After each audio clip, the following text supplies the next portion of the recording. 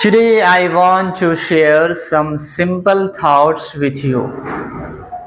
Life is always changing. Sometimes things go as we plan, and sometimes life gives us surprises. Have you ever noticed how small habits change our whole day? If we wake up early, drink water, maybe go for a walk, we feel fresh and happy.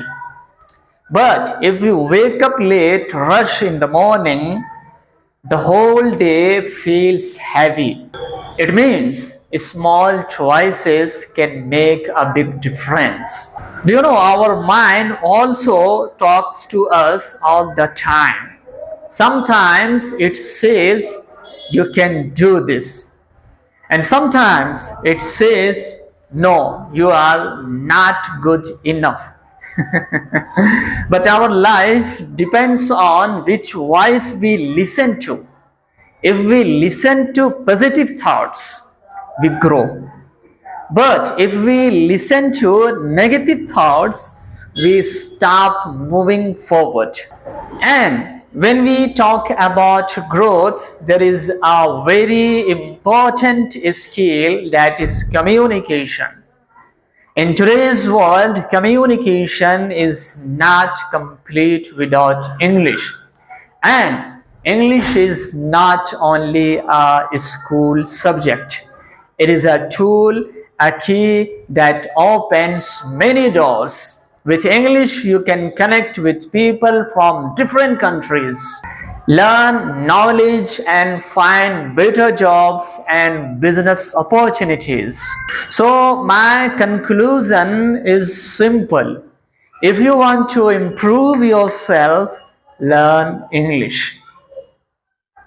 Not for others, but for your own future.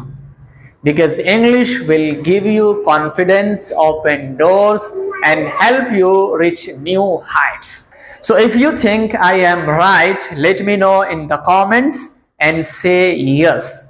And if you think I am wrong, let me know in the comments and say wrong.